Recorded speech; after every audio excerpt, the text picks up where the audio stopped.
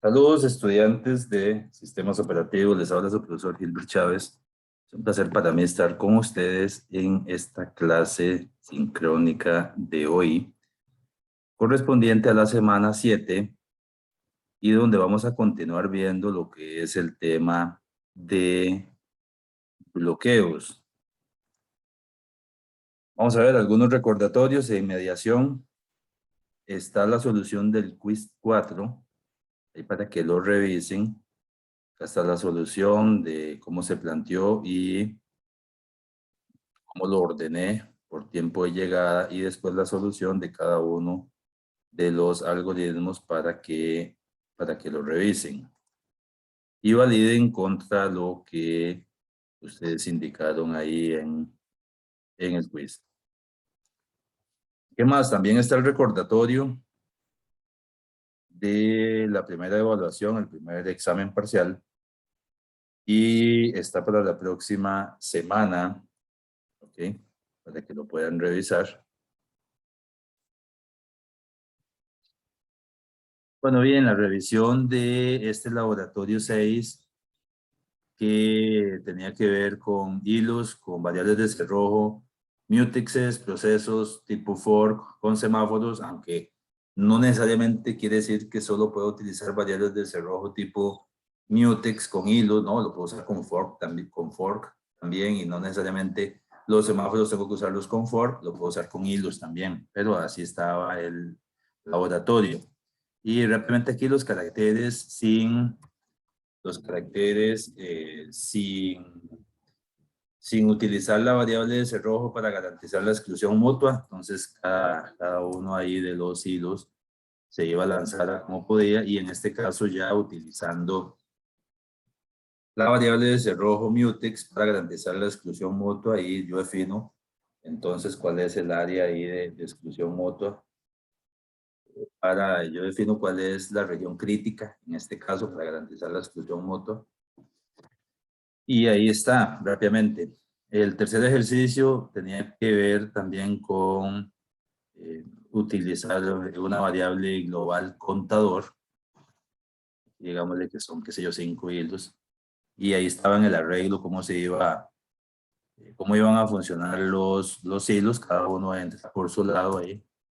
El cuarto era utilizando también los mismos 5 hilos, y utilizando la variable global contable, y aquí sí garantiza lo que es la exclusión mutua a través de la región crítica. Va 3, 6, 9, 12, 15, y ya se comenzó a devolver de 3 en 3, 12, 9, 6, 3, 0, y ya después iba menos 2, menos 4, menos 6, menos 8, menos 10, menos 11, vea que primero iba de 2 en 2, luego menos 12, menos 13, menos 14, menos 15, y ya se comenzó a devolver de menos 12, menos 2, menos 11, menos 13, menos 11, menos 9, menos 7 y menos 5. Entonces ya ahí se garantizó. Y el 5, que es el problema de los productores y consumidores utilizando Mutex. Vamos a decirle, dice, ingrese cuántos hilos productores quiero crear. Vamos que sean tres productores y que sean 5 consumidores. Entonces vean qué interesante, es la misma variable global, empieza en 100, 101, 102, ahí va por 109, 10, y ahí comenzó el consumidor, pero desde donde quedó, 110, ahora 109, eso es lo correcto, no tenía que empezar en 100 nuevamente. Si empezaba el consumidor en 100, estaba malo, tiene que comenzar a consumir a partir de donde quedó el buffer. Entonces vean que ahí están actuando, no sabemos cuál de los hilos consumidores son, viene ahí por 88, yo creo 5 consumidores, 3 productores, y vea, ya entró un productor, 85, quedó en 85 consumiendo, entonces comenzó el productor 86, 87, llegó a 90 y en 90 ya terminó. Entonces, es un ejercicio bastante interesante.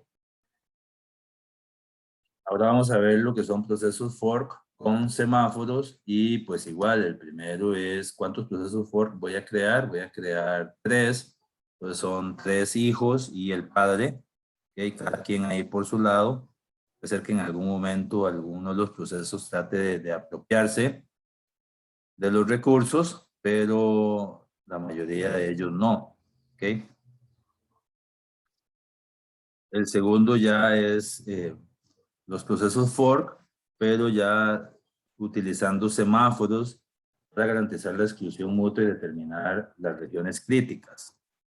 Igual, ¿cuántos procesos quiero? Puede ser que yo diga que quiero 5 procesos y que serían 6, entonces 5 hijos y el padre, 6 procesos. En total, ahí está uno, ahí está el segundo, cada proceso va a lanzar un carácter diferente, que hay 1, 2, 3, ahí viene el proceso 4, ¿sí? Ahí viene el 5 y faltaría uno más, ahí está el proceso 6. Ahí está, bien interesante. Y ya. Y después el 3 es igual con for, pero con una variable global contador. También ahí podemos decirle que son 4 para que al final sean 5 con el padre. Cada quien entra ahí por su lado. Cada proceso pues trata de... Y en este caso, ve qué interesante. Recuerden que se crea, aunque afectan una variable global contador, espero que ustedes hayan visto eso. Nadie me lo preguntó, entonces asumo que seguramente sí lo entendieron. Como son procesos fork, todos los procesos entran con el contador, que si el contador inicialmente en cero, pero puede ser de que todos tomaron ese estado, el contador, porque los fork se ejecutan en paralelo, recuerda, no se ejecutan en forma secuencial, sino que cada vez que se invoca fork, se crea una bifurcación y entonces nace otro proceso en paralelo, ¿sí? Entonces, ya vamos a ver en el siguiente, que es en el fork 4, que es con la variable global contador, pero ya sincronizando con los semáforos. Y igual vamos a decirle que son 4 procesos para que al final sean 5 con el padre. Entonces, ve lo que pasa.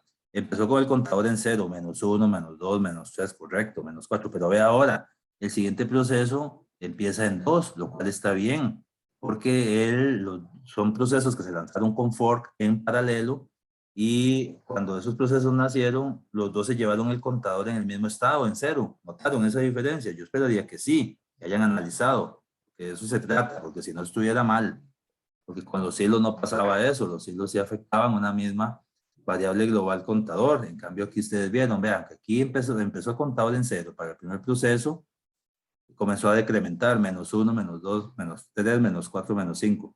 Entró el siguiente proceso, pero qué extraño, contador en 0 otra vez. No, es que todos los procesos con fork van en paralelo ejecutándose y arrancaron con el mismo estado del contador en 0.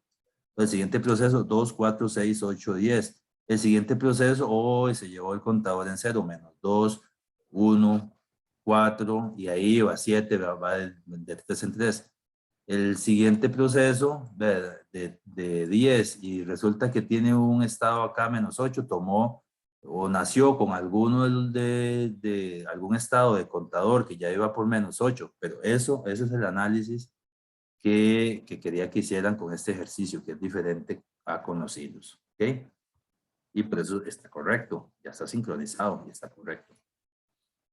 Y el 5 que ustedes tenían que sincronizar, utilizando semáforos, el problema de la cena de los filósofos, donde, pues según determinamos, con el dibujito acá de la mesa circular de los 5 filósofos ahí sentados, determinamos que solo 2 filósofos pueden estar comiendo al mismo tiempo, porque cada filósofo requiere 2 recursos, es decir, 2 tenedores. Los tenedores son recursos, y son recursos críticos porque para que un filósofo pueda comer ocupa 2. Entonces quiere decir que ningún vecino de un filósofo, ni el que está a la izquierda ni el que está a la derecha, puede comer junto con él. En este caso de los filósofos, si son de 1 a 5, solo puede comer 1 con 3, 2 con 4, eventualmente 2 con 5, también podría comer, o 1 con 4, pero no pueden existir 3 filósofos al mismo tiempo comiendo. Y este es este ejercicio que quería que vieran ahí. Todos nacen del estado de que están pensando. Ahora, acá dice que, ven qué interesante, dice que el filósofo 1 y 3 están comiendo, eso está correcto. El 4 puede estar comiendo solo, lo cual está bien. El 2, muy bien. El 1, bueno, pasó a pensar, el 1 estaba comiendo. Ahora están el 1 y el 3 comiendo. Si hay algún caso donde hayan 3 filósofos al mismo tiempo comiendo, entonces algo hemos sincronizado mal. ¿Ven? Solamente 2, 4, ¿sí? Ellos pueden comer solos, eso está bien, pero así, que puedan estar en forma concurrente, solamente 2, y no puede ser 1 y 2. Tiene que ser 2 y 4, 1 y 3, repito, puede ser 1 y 4 perfectamente, que puedan estar comiendo. Y acá igual, ahí se va repitiendo 1 y 3. Pero esta es la idea con ese ejercicio, ¿ok? Esa era la idea con este ejercicio de la cena de los filósofos. No sé si les quedó alguna duda con el laboratorio, igual me levantan la mano ahí. Ese sí se seguía ejecutando ahí. Y vean que todos estos temas son temas evaluables, hay que entenderlos para poder determinar un examen, pues hacer lo que se les pide. Igual ahora les indico lo de la práctica, que es parte de, ¿verdad? Más lo que ustedes, las variantes de los laboratorios y todo lo que ustedes puedan estudiar ahí. Bueno, muy bien. Perfecto, así las cosas. Regresamos acá a nuestro cronograma de trabajo donde sabemos que vamos por la semana 7 y estamos con este tema de bloqueos. Bien, recordemos las condiciones de Kaufman, muy importante para determinar si hay algún interbloqueo, es condición de exclusión mutua, de contención o posesión y espera no apropiativa y la de la espera circular. Si se cumple alguna de esas condiciones, pues estamos en una situación de interbloqueo. Eso ya lo habíamos visto en la clase anterior y pues ahí analizamos algunos ejemplos y pues bien, también vemos las estrategias de interbloqueo, las estrategias de interbloqueo y ahora vamos a ver sobre los algoritmos que tienen que ver con el manejo de los deadlock o el interbloqueo. El primero es el algoritmo del avestruz y este algoritmo consiste en ignorar el problema. Meta su cabeza en la arena y pretenda que no hay ningún problema. Y para poder entonces determinar de que este sea el mejor algoritmo para tratar los deadlocks, habría que contestar ciertas preguntas, con qué frecuencia se espera un problema y qué tan grave puede ser, en este caso, un interbloqueo. Y de acuerdo a eso, podríamos determinar si es una buena estrategia. Vean que aquí estamos analizando, ¿será o no será una buena estrategia utilizar el algoritmo del avestruz? Es decir, ignorando el problema. Bien, ya veremos. Un momento.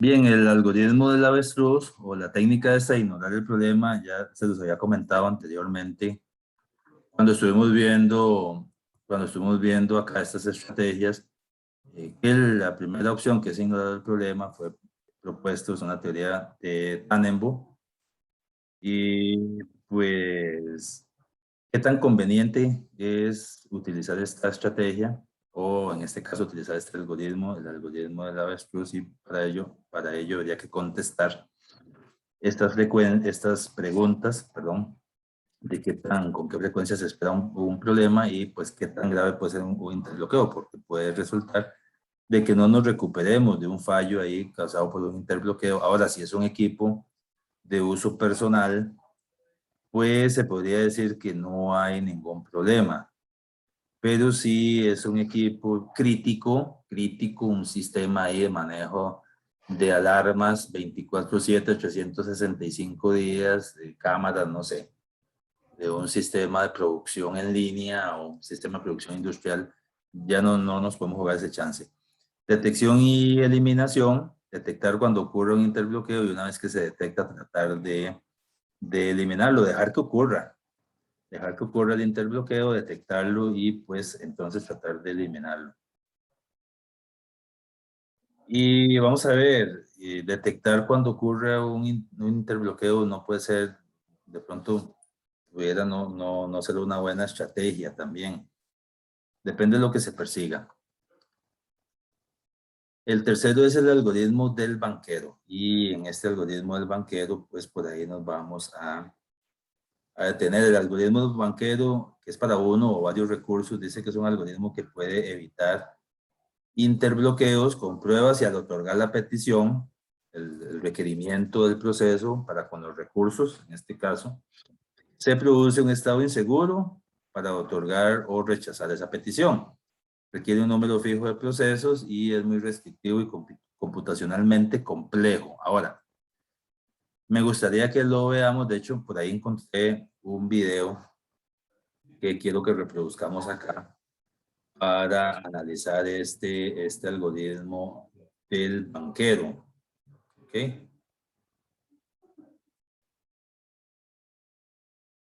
Vamos a ver. Aquí en ya vamos a ver el video, ahí vamos a tener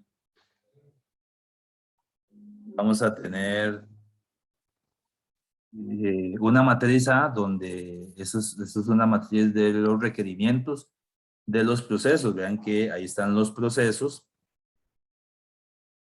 Ahí están los procesos 1, 2, 3 y 4 y están los requerimientos 1, 2, 3. Esa es la primera matriz, la matriz A que aparece acá. De hecho, la voy a encerrar acá para determinar. Tenemos esa matriz y también tenemos un vector de recursos, que es este que está acá abajo. Y la matriz, esos son los requerimientos. El proceso 1 ocupa 3 recursos de tipo 1, ocupa 2 recursos de tipo 2, ocupa 3 recursos de tipo 3. Listo. El proceso 2 ocupa 6 recursos de tipo 1, un recurso de tipo 2 y 3 recursos de tipo 3. El proceso 3 ocupa 3 recursos de tipo 1, un recurso de tipo 2 y 4 recursos de tipo 3. Y el proceso 4 ocupa 4 recursos de tipo 1, 2 recursos de tipo 2 y 2 recursos de tipo 3. Esos son los requerimientos. Ahora, el vector de recursos nos dice que tenemos 9 recursos de tipo 1. Eso es todo lo que tenemos para todos los procesos. 9. Y si ya nos vamos ahí, ya pues no podemos abastecer porque ve que si sumamos todos los requerimientos del recurso 1, me da pues obviamente 6 más 3 son 9 y 3 son 12 y 4 son 16, entonces ya no nos alcanzó. De los recursos 2 solo tenemos 3 elementos o 3 recursos de tipo 2, 3. Y hay requerimientos de 2, 3, 4, 6. Ya no nos alcanzó. Y de recursos tipo 3 tenemos 6 recursos de ese tipo. Y tenemos requerimientos de 5 y 4, 9 y 2, 11. Pero ¿qué es lo que pasa? Eso es en A. Ahora nos vamos a ir a B. Resulta que en B, la matriz B nos va a decir que esta es la matriz de asignación de recursos respecto a la matriz de requerimientos. Primero están los requerimientos, los procesos hacen sus requerimientos y después está la asignación. ¿Sí? Así funciona este algoritmo. Se le asignan los recursos que se puedan. ¿Ok? Bueno, muy bien. Y entonces acá abajo tenemos ahora sí el vector de recursos disponibles una vez que se hizo esa asignación. ¿Cuál asignación se hizo? Pues dice que para el proceso 1 se le asignó, él ocupaba 3 recursos, 3, pero se le asignó un recurso de tipo 1. Él ocupaba un recurso de tipo 2, no se le asignó ninguno. Él ocupaba 2 recursos de tipo 3, no se le asignó ninguno. Para el proceso 2, él ocupaba 6 recursos de tipo 1, se le asignó los 6. Ocupaba un recurso de tipo 2, se le asignó y ocupaba 3 recursos de tipo 3, se le asignaron 2. Entonces, aquí se va restando, ¿verdad? Por supuesto, del vector de recursos, que eran 9. Ya tenemos 6 más 1, 7 ahí asignados. El proceso 3, que ocupaba 3 recursos de tipo 1, se le asignaron 2. Con esto cerramos en 9, ya se nos agotaron los recursos de tipo 1, por eso aquí ya el disponible es 0. Para el proceso 3 de recursos tipo 2, ocupaba 1, se le asignó, muy bien. Y de tipo 3 ocupaba 4, se le asignó 1. Y entonces, ahí ya se va restando. Ya el recurso de tipo 2, que sé yo, llevamos 2 y teníamos 3. Ok, vamos a ver para el proceso 4. No se le pudo asignar ningún recurso de tipo 1 porque ya no tenemos disponibles. No se le asignó recursos de tipo 2. Sí habían disponibles, pero se determinó, él ocupaba 2, no se le asignó ninguno. Y de hecho me queda uno de tipo 2. Que vean que solo se asignaron 2 y eran 3 inicialmente, queda uno. Se le ocupaba 2 recursos de tipo 3, se le asignaron. Y como teníamos de tipo 3 eran 6, ya si sumamos 2, 4, 5, solo queda uno disponible. ¿Quién? Ok, partimos de aquí, de este hecho. Y ahora sí vamos a ver cómo funciona este algoritmo del banquero con el video que les voy a compartir de YouTube. Nada más déjenme acá habilitar lo que es el...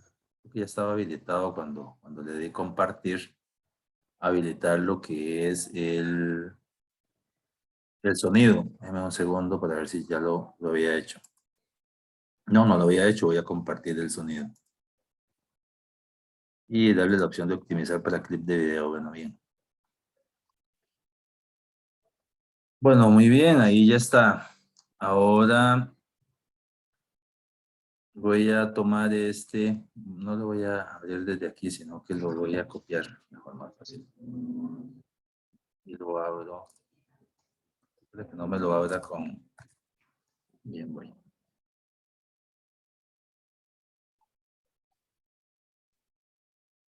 Un segundo, para solucionar ahí algunos, ya. Ok, entonces vamos a venirnos acá y pongan atención a, Buenas, en este video este es uno de los videos del algoritmo del banquero. Lo tomé de ahí de estos estudiantes, ve que interesante, lo encontré en internet, me pareció que estaba bien explicado, analicé varios por ahí, ustedes pueden revisar más también. Y es del 2018, de un curso que se llama Principios de Sistemas Operativos. Y pues los méritos a las personas que crearon esta presentación y que hacen esta explicación de este video, que son estos estudiantes, Alexandra Molina, Andrés Sancho y Esteban Santamaría. Muy bien, le damos los créditos a ellos, por supuesto. Ahora entonces, por favor, pongámosle atención ahí al video. Lo voy a dejar con un volumen alto para que se escuche. Y si no, amerita, lo voy deteniendo. explicaremos el algoritmo del banquero, cómo y para qué funciona. El algoritmo del banquero es una forma de evitar el interbloqueo de procesos. Este requiere conocer con anticipación los recursos que serán utilizados por cada proceso. Para realizar dicha explicación, utilizaremos el siguiente ejemplo. En este ejemplo, la matriz A representa los recursos necesarios por cada proceso. En este vector se representan las instancias disponibles de cada recurso. En la matriz B será representado la asignación de recursos a cada proceso en un momento dado. Y en este vector representa los recursos disponibles después de dicha asignación. Para continuar con la explicación del algoritmo del banquero, se procede a restar la matriz B a la matriz A para obtener la matriz que se encuentra en el lado derecho de la pantalla, que representa los recursos que faltan por cada proceso. Seguidamente, se compararán las filas de esta matriz con el vector de recursos disponibles. Si una fila cumple con la condición de que sea menor o igual a dicho vector, se asignarán los recursos que le falten. Bueno, entonces se entiende, la matriz A es la matriz de requerimiento, la matriz B es lo que se asignó y la matriz C, en este caso, es los pendientes, los recursos que no han sido asignados. Entonces ahí vemos que para el proceso 1 inicialmente ocupaba 3, se le asignó 1 y le faltan 2. Del recurso 2, él ocupaba 2 instancias, como dice ahí. La explicación del video, no se le asignó ninguno, por lo tanto requiere 2. Esa es la matriz, la tercera, la que aparece ahí, matriz A menos B. El recurso 3 ocupaba 2, no se le asignó ninguno, ocupa los mismos 2. Y así para cada uno de los procesos, ¿ok? Y entonces la idea, lo que nos está indicando es que tiene que ir evaluando cada uno de los procesos para ver si de acuerdo al vector de recursos disponibles, ese proceso puede ser abastecido con el faltante de recursos que tiene. En este caso, el proceso 1 no cumple con dicha condición, sin embargo, el proceso 2 sí lo hace. Seguidamente, como podemos ver, lo que necesita el proceso 2 es una instancia del recurso 3, el cual sí está disponible. Podemos hacer la asignación y de esta forma se ve cómo logramos terminar el proceso 2. O el proceso 2 tiene la opción de terminar, ya que tiene todos los recursos que ocupaba. Seguidamente, seguimos con la comparación de las filas de la matriz A-B con el vector de recursos disponibles. En esta ocasión, el proceso 1. Bueno, noten ahí de que el vector de disponibles cambió. ¿Por qué? Porque como ya se pudo abastecer el faltante de instancias de recursos para el proceso 2 en algún momento dado puede terminar ya. Y al finalizar, libera los recursos que había solicitado. Los libera, ¿ok? Entonces eso es importante. Vean que ya el proceso 2, por ejemplo, liberó los recursos y inicialmente de instancias de recurso tipo 1 que eran 9, ahora solo tiene asignados 3 para el proceso 1, 2 para el proceso 3 que son 5 y tiene 4 libres. Todos los igual con R2 y R3, todos los recursos del proceso 2 ya fueron liberados. ¿Sí? Para entender por qué fue que cambió el estado de disponibles. Si cumple con la condición de que todas sus celdas sean menores o iguales a los que teníamos disponibles en el vector, pudiendo así realizar la asignación de recursos al proceso 1. De esa forma, podemos completar el proceso 1 y liberar los recursos. Seguimos con el mismo proceso hasta terminar con el último de los procesos, dejando así todos los recursos disponibles, llegando a un estado seguro. Eso ha sido todo con el algoritmo del banquero. Muchas gracias.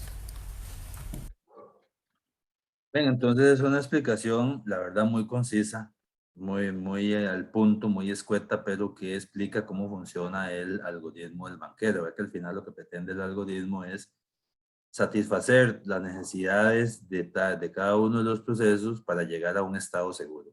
Y ya vimos que partía del hecho de los requerimientos, lo que se asignó, el vector de recursos disponibles inicialmente, o de recursos inicial, después de que se asignó el vector de lo que quedó disponible, y la tercera matriz resultante es los recursos faltantes para cada uno de los procesos, y después se analiza cada fila, o sea, cada proceso de la matriz 3 para determinar con el vector de recursos disponibles si es posible satisfacerlo. Y conforme sea posible, si el 1 no se puede satisfacer, pasa y analiza el proceso 2. Si no se puede satisfacer, pasa y analiza el proceso 3. Alguno de ellos se podrá satisfacer con el vector de disponibles.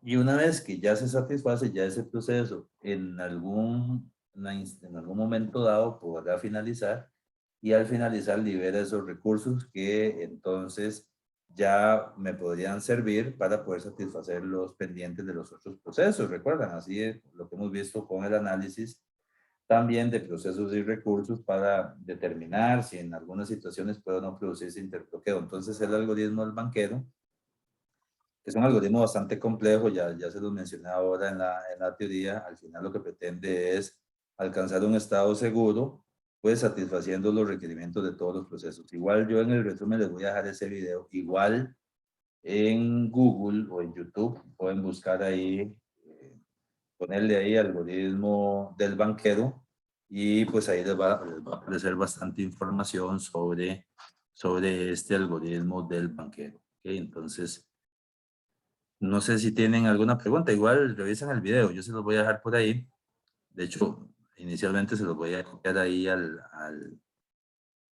los voy a copiar ahí al chat, pero hay más videos, no tienen que quedarse solo con este. Este me pareció, y lo que me gustó es que era un estudiante, entonces, pues a veces puede ser que sin tanto tecnicismo sea más sencillo de entender. Ahí se los dejé. Hay más videos del algoritmo del banquero y la idea es que lo revisen y si tienen alguna duda por ahí me lo consulten. Bueno, bien. Pues así las cosas, ahí tenemos ese algoritmo del banquero, donde pues ya vimos la explicación de en qué consiste. Les voy a mencionar algunas generalidades o un poco de historia sobre el algoritmo del banquero. Fue creado por Dijkstra en el año 1965 y la idea de este algoritmo es evitar interbloqueos, evitar deadlocks. La idea del algoritmo del banquero es que fue creado para alcanzar un estado seguro y para evitar deadlocks. ¿Okay? Se conoce así como el algoritmo del banquero y pues es una extensión de un algoritmo de detección de interbloqueos eh, que existe también. De hecho, existen muchos algoritmos de detección de interbloqueos. Y la idea es, o por qué se le llama algoritmo del banquero, un poquito también de historia, se modela la forma de que un banquero de una ciudad pequeña va a tratar ahí con un grupo de clientes a los que les ha otorgado alguna línea de crédito.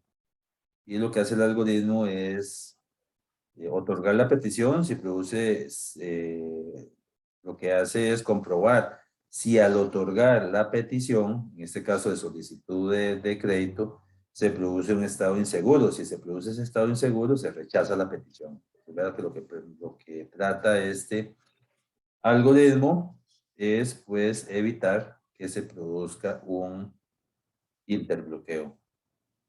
Evitar que se produzca. Entonces, hacer la analogía, por eso se llama algoritmo del banquero, hacer la analogía de pues un banquero en una pequeña ciudad donde tiene que otorgar líneas de crédito y él analiza cada petición y si detecta que es insegura, pues entonces lo rechaza y si no, se lleva a cabo. Okay. Bueno, aquí también en el resumen les va a quedar parte de la solución ahí para que ustedes también revisen con el video.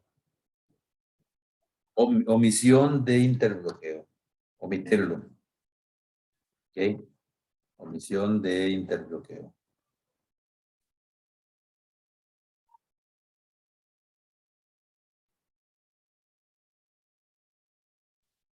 Vamos a ver, cuando se habla, la probabilidad es muy baja. Se supone que la probabilidad es así, a ver, omitir los interbloqueos, omitirlos. Se supone que la probabilidad de que se haya producido es muy baja. Entonces, qué sé yo, cuando uno habla de ignorar un interbloqueo, tiene que considerar esa probabilidad, que la probabilidad de un interbloqueo realmente es baja, de modo que se confía en que no se va a producir. Por sorprendente que parezca, o que nos podría parecer, los sistemas operativos modernos, convencionales, utilizan esta estrategia de omitir es ignorar, ¿verdad? De ignorar ahí el interbloqueo. Los sistemas operativos modernos utilizan esa estrategia. ¿Por qué? Porque idear mecanismos para poder detectar los interbloqueos antes de que se produzcan y eliminarlos es muy caro. Entonces los sistemas operativos trabajan con esa probabilidad que se produzca un interbloqueo, tiene una probabilidad muy baja. Entonces, pues, los ignoran, utilizan esa estrategia. Precisamente porque esas estrategias de resolución, de prevención, de interbloqueo tienen un coste bastante alto desde el punto de vista de consumo de recursos y de memoria. ¿Okay?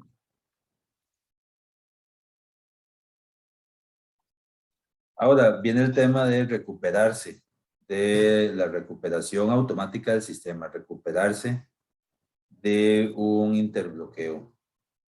Recuperarse de un interbloqueo pues involucra estos tres aspectos: informar, recuperación manual y abortar procesos. A ver, vamos a ver qué es cada uno de estos. Informar pues involucra la recuperación automática del sistema. Abortar procesos hasta la espera, hasta romper esa espera circular, o qué sé yo, la apropiación de recursos de los procesos bloqueados. Eso es esa parte de informar. O la recuperación manual, que tendría que hacerla una persona experta, o abortar los procesos. ¿Esto qué es? Que todos los procesos que hayan sido interbloqueados se eliminan, se abortan. Entonces, para tratar de recuperar una recuperación de fallos producida por un interbloqueo, tratar de recuperarse. ¿Okay? Cuando se ha detectado que existe un interbloqueo, entonces podríamos utilizar algunas de estas estrategias que están acá: informar, recuperación manual o abortar proceso. Lo otro es que uno podría decir que o que exista la posibilidad de dejar que el sistema operativo se recupere en forma automática. Y esa acción de recuperación automática del sistema operativo puede provocar, qué sé yo, de que aborte, como dice ahí, los procesos que están involucrados en el interbloqueo, hasta romper algunas de las acciones o algunas de las condiciones de Kaufman, la espera circular, por ejemplo. Otro asunto es apropiar algunos recursos de los procesos bloqueados, ¿okay? Liberar esos recursos. Ahora, uno aquí también podría decir que la recuperación después de un interbloqueo se puede complicar, puede no ser muy clara, o no estar así como que del todo claro que el sistema se haya bloqueado. Y la mayoría de los sistemas operativos, les cuento, no tienen como que los mecanismos suficientes para suspender un proceso, eliminarlo del sistema y reanudarlo más tarde. Eventualmente lo que podría hacer es abortar, pero no pretender que va a guardar el estado de ese proceso y que después lo va a tratar de recuperar. Aquello que el proceso estaba en su estado bloqueado y que después puede regresar a la lista de listos, a la cola de procesos listos, pues es más teoría que práctica. En la práctica eso no es así como que tan sencillo, ¿sí? Y ahora uno también podría ahí aplicar otras técnicas. Recuerden que tenemos algoritmos de planificación de procesos. Entonces, pues, se podría decir que los procesos que estén involucrados en un interbloqueo podrían eliminarse de acuerdo a algún orden de prioridad. Pues aunque también existe la posibilidad de que no no se haya establecido ese mecanismo de prioridad entre los procesos, ¿sí? De modo que pues se requiere tomar alguna decisión arbitraria para decidir qué procesos eliminar. La recuperación manual, bueno, ¿qué les voy a contar de la recuperación manual?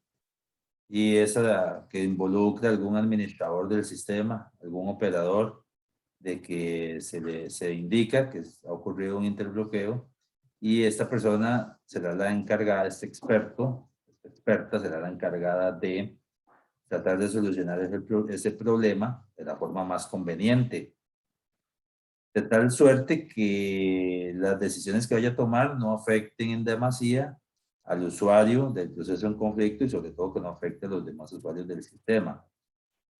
Abortar procesos, si uno quisiera hacerlo ahí, a ver, podríamos hablar de abortar todos los procesos, como les indiqué anteriormente, o abortar un proceso a la vez hasta tratar de eliminar ese ciclo de interbloqueo, pero no es tan sencillo. Ya no sea tan simple ese hecho de abortar un proceso. Qué sé yo, si ese proceso está en una actualización de algún archivo, cortarlo podría ocasionar de que, y es un usuario que lo haya lanzado, pues ya va a ocasionar ahí un funcionamiento erróneo, ¿sí? Bien. Ahora vamos a lo que es detección de interbloqueos, la parte de detección. Qué sé yo, las estrategias de prevención de interbloqueos son conservadoras, si se quieren. Resuelven el problema limitando el acceso a recursos e impidiendo o imponiendo más bien restricciones sobre procesos. En cambio, estas estrategias de detección de deadlocks o interbloqueos no limitan el acceso a recursos ni restringen acciones del proceso. Con la detección, pues se considerarían o se consideran recursos, se consideran más bien los recursos que los procesos requieren siempre que sea posible. Con la detección, se consideran los recursos que los procesos necesiten siempre que sea posible. ¿Cómo funciona? Periódicamente el sistema operativo ejecutaría un algoritmo que permita detectar la condición de círculo vicioso. Pero es caro, ¿verdad? Esto les digo, en la teoría sí funcionaría.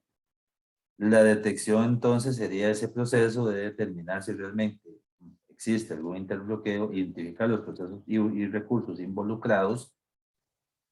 Y una posibilidad sería, para detectar un interbloqueo, es realizar un monitoreo cada cierto tiempo del estado de los recursos. ¿Sí? Qué sé yo, cada vez que se solicita o se devuelve un recurso, que se actualice el estado de los recursos y que se haga una verificación para observar si existe algún ciclo. Uno podría decir que este método se basa en una suposición, suponer que un interbloqueo no se presente y que los recursos del sistema que han sido asignados se liberarán. Eso es un supuesto, puede que no se llegue a dar. ¿Sí?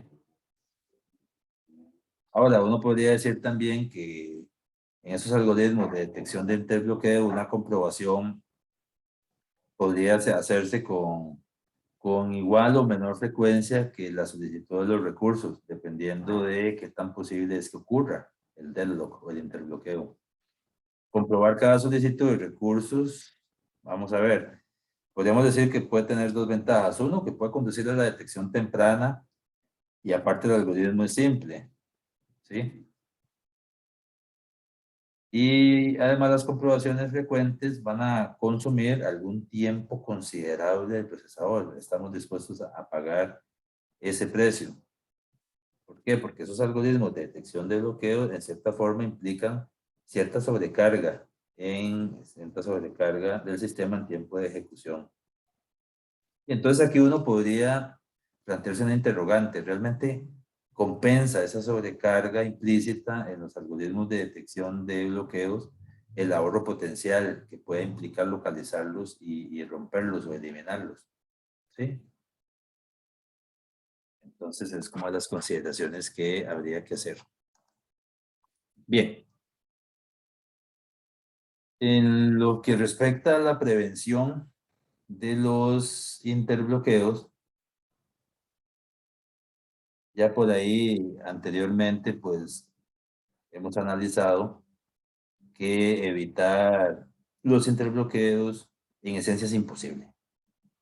¿Por qué? Porque se requiere información sobre peticiones futuras que no tenemos, no las sabemos. Entonces, realmente, ¿cómo evitan los sistemas actuales del interbloqueo? Y la respuesta pues sería volver a las 4 condiciones de Kaufman para ver si se pueden proporcionar o nos podría dar alguna pista. ¿Sí? Podríamos ahí asegurarnos que por lo menos alguna de estas condiciones nunca se cumpla. Entonces los interbloqueos nunca se producirán. ¿Sí?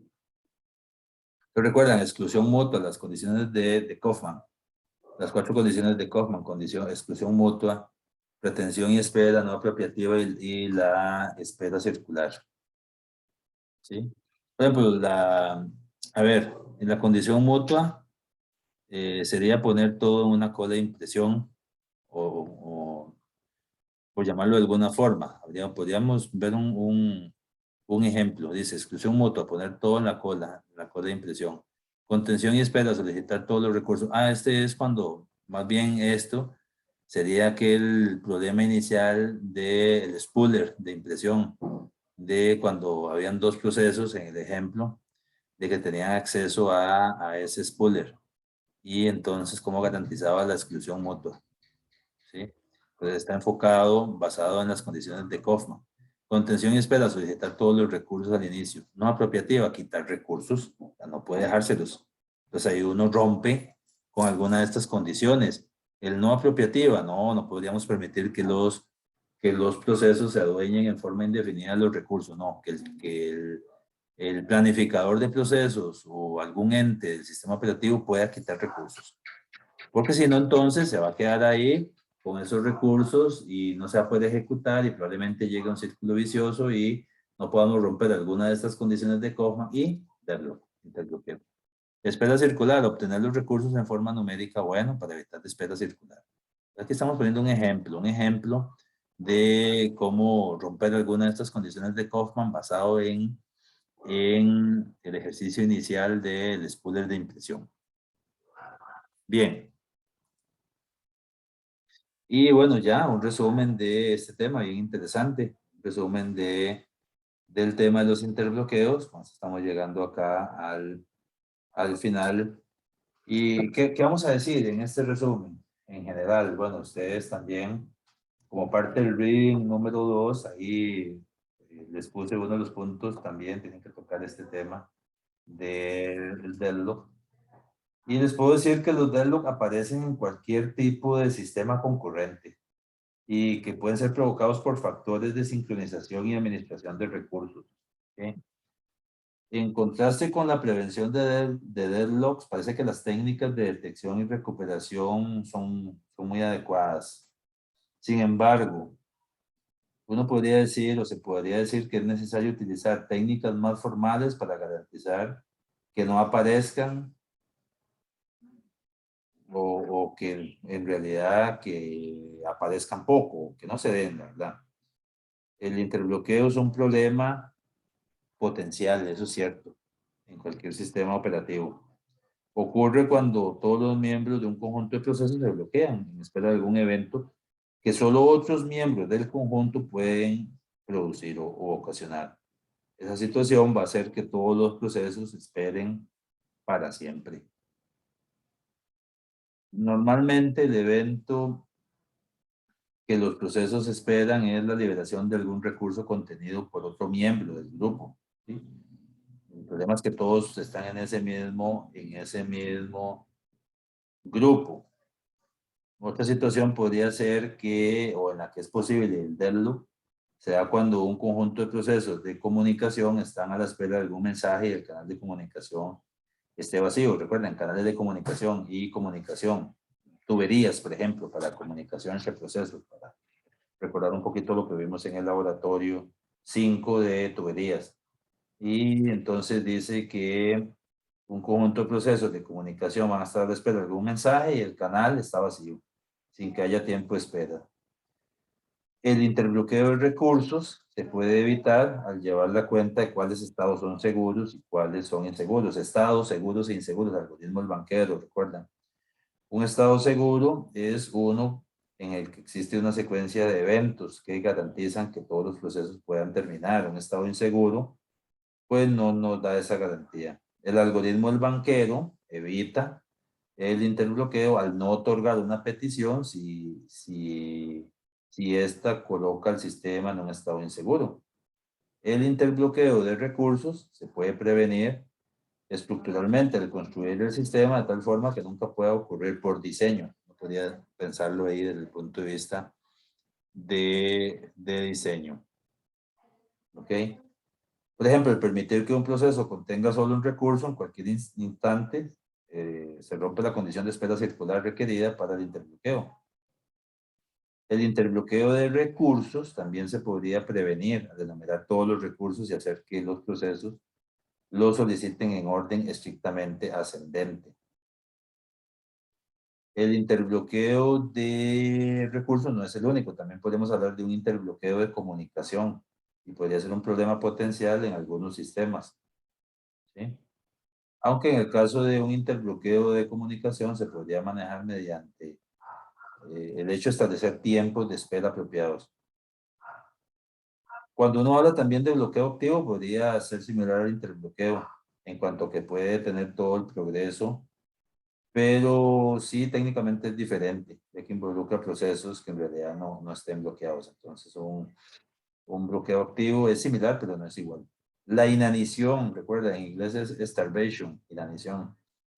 Se puede evitar mediante una política de asignación del tipo primero en llegar, primero en ser servido. Recuerda, first come, first serve, o primero, o FIFO, first input, first output. ¿Okay? Primero en entrar, primero en salir, primero en llegar, primero en ser servido. Y listo, ese es como el resumen del capítulo. Ese es el resumen de este tema 6 de interbloqueos. Igual lo tienen que compensar con las lecturas. Espero que ya las hayan hecho y si no, pues tienen que hacerlas. Ya la evaluación es la próxima semana. Bueno, muy bien, vean. Entonces finalizamos ya este capítulo. Yo por ahí les voy a colgar en el sitio de mediación lo que es el resumen y también para que revisen ahí el algoritmo del banquero. Todo esto es evaluable también. Ya está activada ahí en mediación, ya ustedes lo pueden descargar, dice así.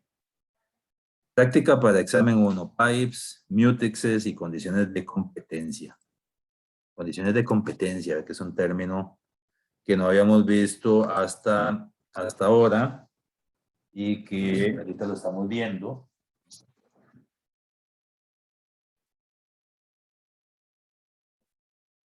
Es un término que también toma relevancia y forma parte de la librería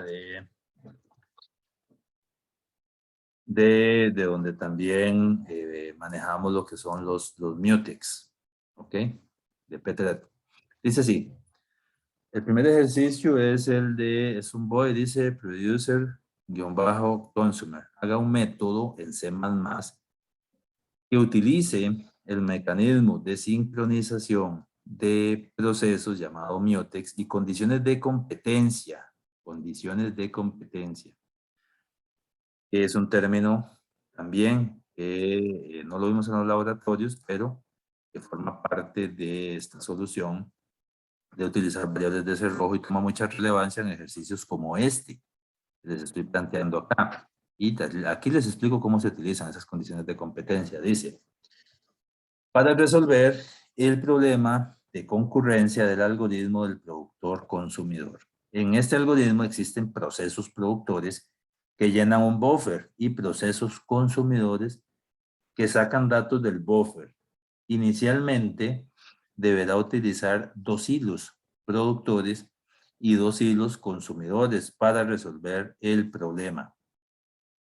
Se deberán cumplir necesariamente las siguientes condiciones.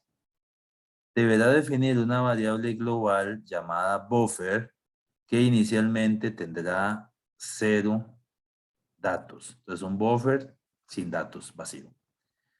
Se deberá definir una variable global de cerrojo llamada mutex.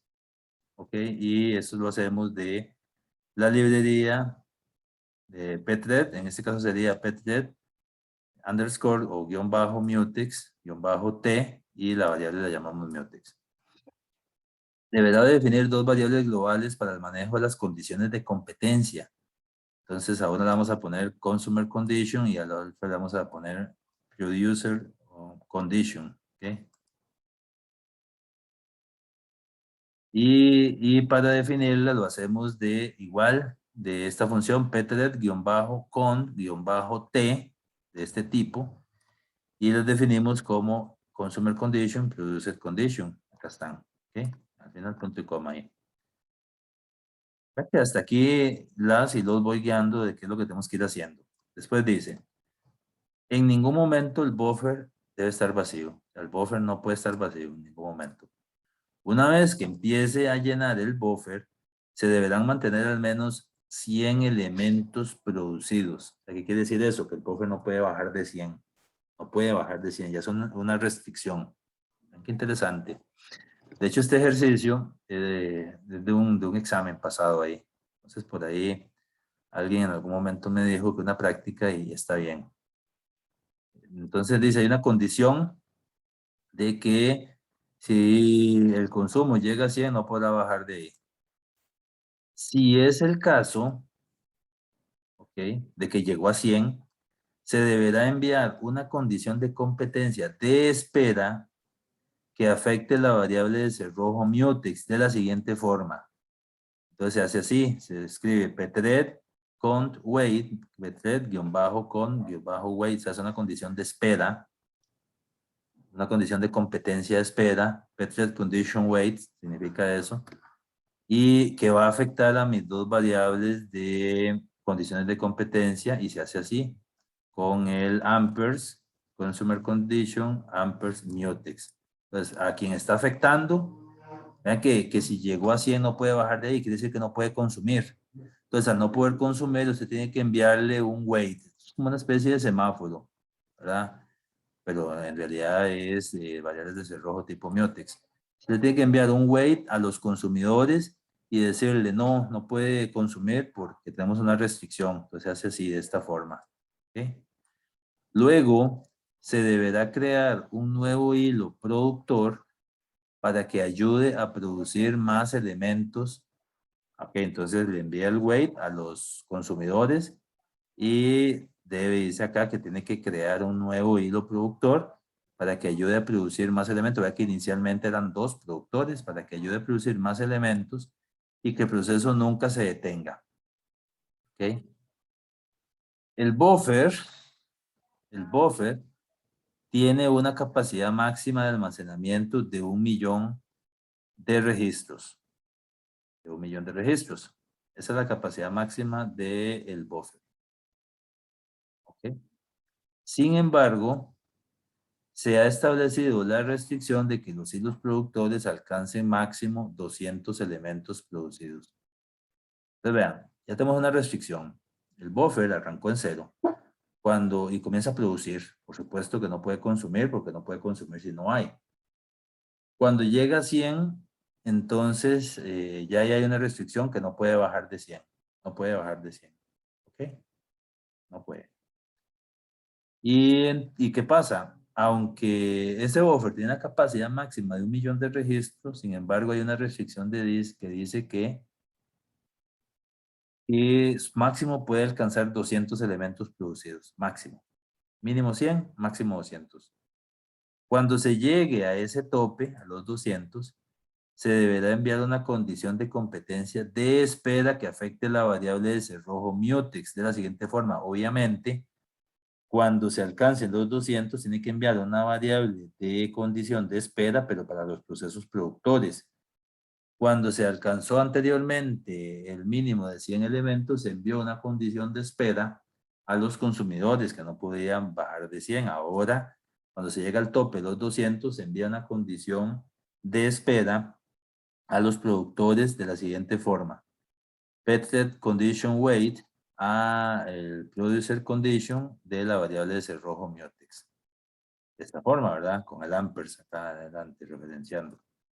Luego se deberá crear un nuevo hilo consumidor para que ayude a consumir más elementos y que el proceso nunca se detenga. Vean que cuando teníamos el mínimo de 100 anteriormente y enviaba después la variable la variable o la condición de competencia de espera, después teníamos que crear un productor. Ahora es el caso contrario. Cuando se alcancen los 200, se envía una condición de competencia de espera, pero a los productores, y se crea un nuevo hilo consumidor para que ayude a consumir, porque se llegó al tope. ¿Okay? Más elementos y que el proceso nunca se detenga. Los hilos productores deberán estar siempre activos, mostrando por consola la leyenda, produciendo tamaño actual del buffer, indicar el tamaño del buffer. ¿Okay? Producing ahí. ¿Quieren en inglés o lo dejan así en español? No importa. Buffer actual size y ahí indican el tamaño actual del buffer. Los hilos consumidores deberán estar siempre activos, mostrando por consola la leyenda consumiendo del buffer. Consumen from buffer. y tamaño actual del buffer, y ahí va indicando.